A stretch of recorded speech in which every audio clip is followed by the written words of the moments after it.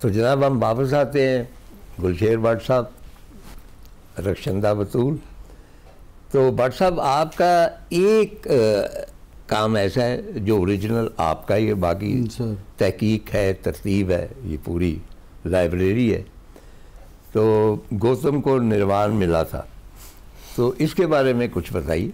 अच्छा सर, आपकी बात सुनते हुए मुझे ना वैसे ही एक दो चीज़ें ख्याल आई मुझे। जैसे आपने कहा कि वो रोज़ों के, मेरी भी इत्तेफाक से बात हुई, तो मैंने भी कहा सर अब इस एज में यू आर 91 तो आप रोज़े रख रहे हैं। तो सर जो मीना कुमारी के साथ उनकी वाबस्तगी फिर मुझे याद आ गई ना, तो कैसे उनके घर में मीना कुमारी की तस्वीर है, फिर काबा की लगी हुई है, फिर बुद्धा के मुजस्मे हैं। तो उनके लिए मैं सर एक टर्म यूज़ करता हूँ, मैं कहता हूँ सर आप हर दिन है, कुछ लोग ला दिन। मैं कथा कलामी चाहता हूँ, कहना मैं ये चाहता था कि उनकी बीमारी की जब खबर आई तो हम उनके लिए दुआ कर सकते हैं, क्योंकि पाकिस्तान और हिंदुस्तान के दरमियान मोहब्बत का, दोस्ती का, कल्चर का और जो बंधन है, जो राब्ता है, उसके वो आखिरी पुल है सर। ऐसे ही है, यानी इससे पेशतर बहुत सारे नैयर थे, बाबा खुशवंत सिंह थे और 3-4 लोग थे, वो सब रुखसत हो गए और वो ही पुल का काम देते थे। और सर उसमें उनका जो खुलूस है ना सर, वो देखें अगर आप गुलजार साहब से उनकी ख्वाहिश पूछें तो पाकिस्तान के साथ कनेक्ट होना चाहते हैं। और जब 99 में वाजपेयी के साथ आए तो उनकी वो लाइन थे ना कि इन रेशमी राहों में एक राह तो वो होगी तुम तक जो पहुंचती है, वो राह हम तक पहुंचती है। और सर जो इनकी ये जो फीलिंग्स है ना, वो उसमें प्योर बड़े हैं, वो किसी पॉलिटिकल एजेंडे का हिस्सा नहीं है, नहीं करता। वो ऐसे लगता है वो खालिस है इस चीज़ में ना।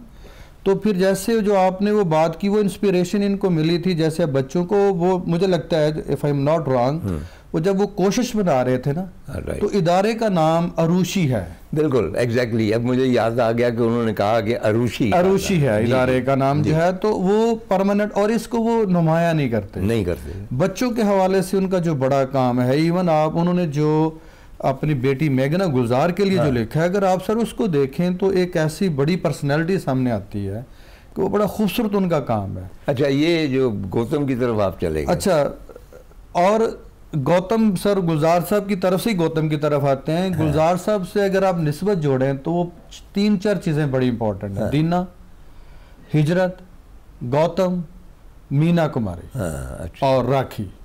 ठीक है, गौतम जो है ना उनका भी आपको पता है, वो जब राखी साहिबा ने एक रोज़ बहुत रंजीदा से थे, तो मैंने सुबह पूछा तो कहने लगे कि राखी ने बाल कटवा दिए। हाय। अच्छा, वो अब हमें वो राखी याद आई जो अपना कभी कभी में वो अपने बाल बिखेरे, वो गाना भी उसी के ऊपर था। लेकिन मैंने उनसे ये नहीं कहा कि क्यों कटवाए, लेकिन ये है कि उस दिन रंजीदा बहुत। सर पता है उन्होंने इस पे अफसाना लिखा है, सांझ। जी हाँ, और वो सांझ है ना, वो इसी ख्याल पे है। अच्छा, ये आप अपनी तरफ भी आ जाएं थोड़ा सा। जी। तो ये सर जो गौतम को निर्वाण मिला था, बेसिकली सर मैं गया था थाईलैंड। ओके। तो मुझे ना थोड़ा, मैंने कहा गुलजार से मैंने ज़िंदगी में कुछ एंटीथीसिस जो है ना वो सीखे हैं कि ज़िंदगी को तीसरे एंगल से भी देखना चाहिए। तो सर लोग बात करते हैं कि जैसे वो बुद्धा है और उसको पता चल गया जी ये या तर्क दुनिया कर देगा या बादशाह बनेगा। तो अच्छा हुआ सर, ये जो मुझे इंस्पिरेशन मिली वो पता है क्या थी? वो बुद्धा का एक मुकालमा है, कहता है मुझे ज़िंदगी की तायुशात ने ज़ख्मी कर दिया है और मैं सुकून के लिए इनसे बाहर आना चाहता हूँ। तो पता चला जो उसके वालिद ने उसको बादशाह बनाने के लिए जो ओवर फैसिलिटेशन की, उससे उसमें बेजारी पैदा हुई और वो बेजारी उसको आइसोलेशन की तरफ लेके गई। ये हमारी जो पूरी गंधारा तहजीब सर, इसमें ये तमाम कहानियाँ जो हैं पत्थरों में नक्श, कि जिस तरह उसको साजिंदे हैं, गाने वाले हैं, कनीज़े हैं, और ये भी एक रवायत है कि एक अरसा उसको बाहर की दुनिया से अलग रखा गया ताकि वहाँ जो कुछ हो रहा है उससे वो अफेक्ट ना हो। ये नाजुक है शहज़ादा। और उसका जो आखिरी मंज़र है गंधारा में, जो नक्श है पत्थरों पे, एक आध नमूना मेरे पास भी है कि वो मौसीकार सोए पड़े हैं और कनीज़ें जो हैं ऊँग रही हैं। और ये गनीमत जान के महात्मा बुद्ध जो हैं उनका घोड़ा था, उसका नाम था कंतेका या कनेश, उसके ऊपर सवार हो अपने वो बाहर निकलते हैं। तो बाहर तो वो आप मुतासर हो गए, तो फिर आपने ये जो लिखा है इसके बारे में बात। हाँ, तो सर इसमें एक तो मैंने इस चीज़ को डिस्कस की है। दूसरा सर अभी जो आपने कहा ना, जब वो निकले एट द एज ऑफ 29, तो मैं कहता हूँ भाई एक और किरदार जो हम बुद्धा को डिस्कस करते हैं तो बिल्कुल नहीं करते, वो है यशोधरा और राहुल, उसकी बीवी और उसका बेटा।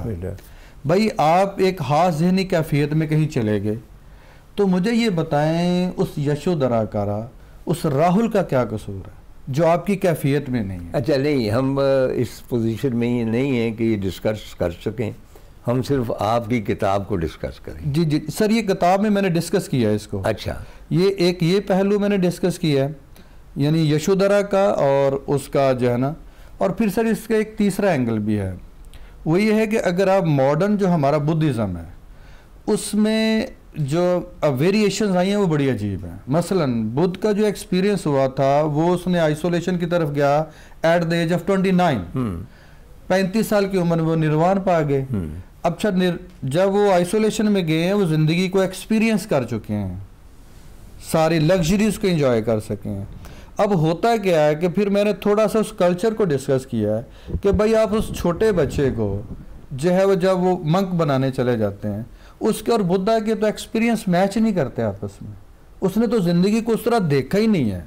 अच्छा, आप उससे इख्तलाफ रखते हैं कि छोटे बच्चे को मॉन्क नहीं बनाना चाहिए, यानी किसी भी छोटे बच्चे को कह लीजिए कि जो मजहबी तालीम है फौरी तौर पे रजू नहीं करना चाहिए। अच्छा, एक मैं आपको रिसेंटली मुझे मालूम हुआ है तारीखी हकीकत कि बुद्धिज़्म जब पहला, लंबी कहानी कि किस तरह यहाँ से वो चीन की तरफ गया और किस तरह चाइनीज़ मॉन्क, उन्हें फायान भी था, बल्कि मैं शियान में उसके वहाँ पे गया, उसका जो पगोडा था उसके नाम का, और कहा गया कि संस्कृत के जो मखसूते लेके आए अब वो यहाँ पे उन्होंने प्रिजर्व किए।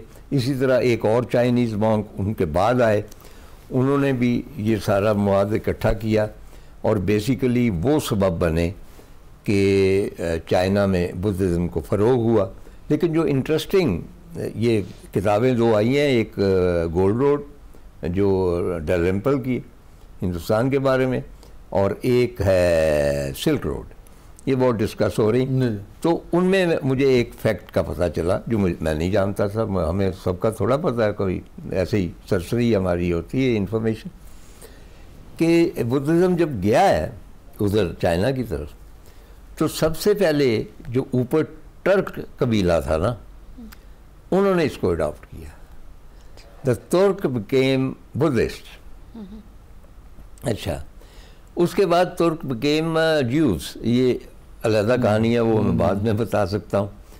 तो टर्क्स बिकेम बुद्धिस्ट, और हैरत अंगेज़ बात यह है कि वो इतने मतलब कमिटेड बुद्धिस्ट थे कि बहुत ही कम लोगों को मालूम है कि बामियान के जो जाइंट बुद्धा हैं, जिनको अनफॉर्चुनेटली ब्लो अप कर दिया गया, वो तुर्क थे बुद्धिस्ट जिन्होंने बनाए थे।